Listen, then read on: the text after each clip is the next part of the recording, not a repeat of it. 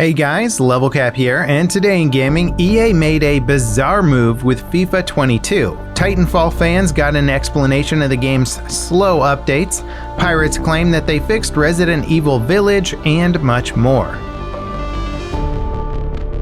EA made a baffling decision for FIFA 22. The PC version of the game will be a feature-reduced port instead of the next-gen console version.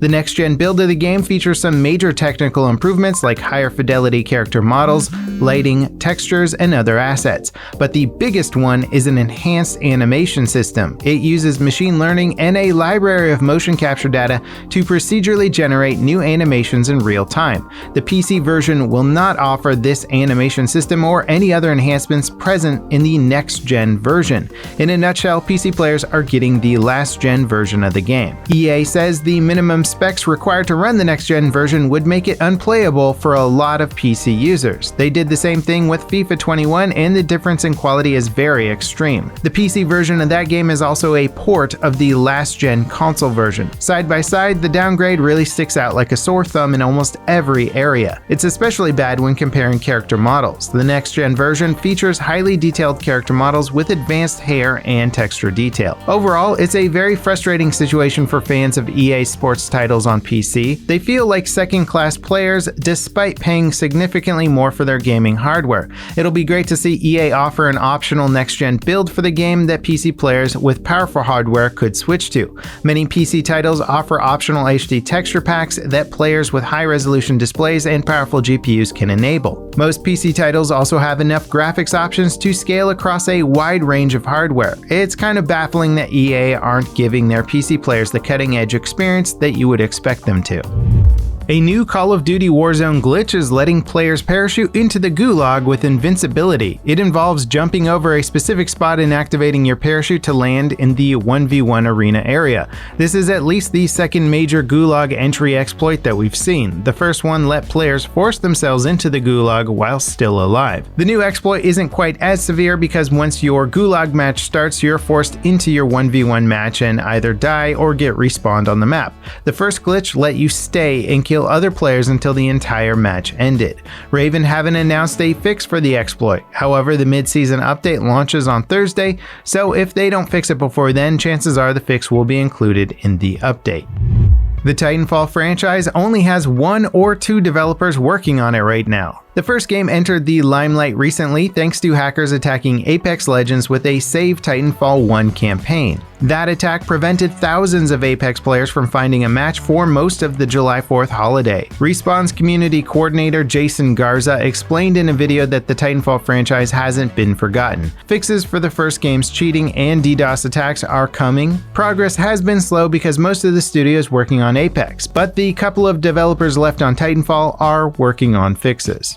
A new map for Hunt Showdown is currently available on the game's PC test server. Dessau is the game's first new map in 3 years. It has an autumn theme and 16 distinct areas spread across 2 urban towns. There are also industrial areas, farmland, and mountain regions to explore. One of the new enemies on the map are coal miner grunts. Dessau launches later this summer for all platforms.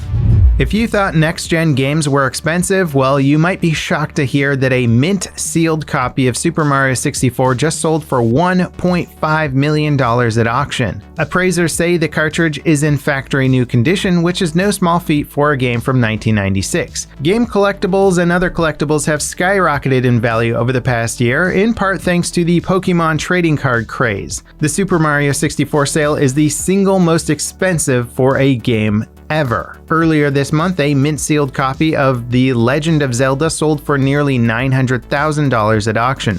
Last year, the most expensive game sold at auction was a copy of Super Mario Bros. 3 for $156,000. It's wild to think that in less than 10 months, the value of these rare game copies has increased 10 times over.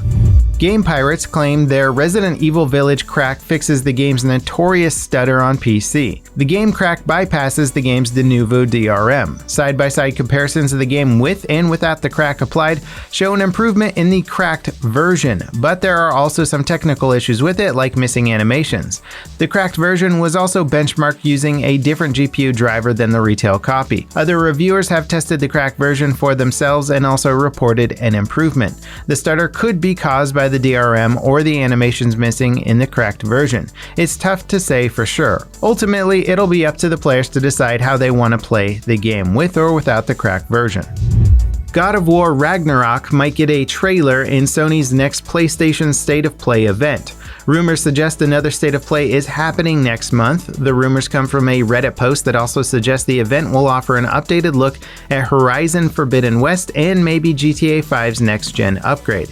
Usually these sorts of rumors aren't worth paying attention to, but the source is a reliable leaker who goes by Quim6. They previously leaked the date of the last State of Play and several details about Far Cry 6.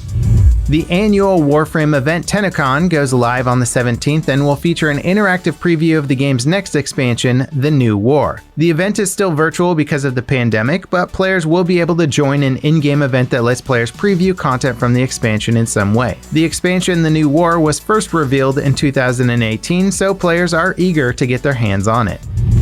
PvEVP shooter Scavengers is launching as a crossplay title for PlayStation and Xbox owners soon. It's currently available on PC as an early access game. Scavengers currently has a mixed review rating on Steam, with most players citing performance concerns and complaints about the lack of content. The developers recently tested servers hosting over 9,000 players. Right now, matches are limited to about 60 players. Over time, the developers will expand the game's map to fit more and more players. It'll be interesting to see what sort of limitations crossplay brings with it. Will console players get the full experience once the developers enable 1,000 player servers? That sounds like an incredible feature, especially for console players. Before we get to our final story today, I'd just like to say thanks for tuning in. If there were any stories that you think we missed in today's coverage, let us know in the comments. We're always interested to hear what games and stories interest you. The preview app for the upcoming horror game Abandoned is officially available on the PlayStation Store, well, sort of. The app is only available as a listing on the store right now. You can't download it yet. Preloading the app starts on the 29th. It'll go live on August 1st and includes interactive trailers for the game. Speculation and conspiracy theories have run wild about Abandoned. Most suggest that Hideo Kojima is secretly developing the game. He's notorious for revealing games using pseudonyms and fake companies. However, Abandoned's developers have said multiple times that they aren't a fake studio and the game has nothing to do with Kojima. The game launches later this year as a PlayStation 5 exclusive. And that wraps it up for today in gaming. As always, guys, thank you so much for watching, and I'll see you next time. This is Level Cap signing off.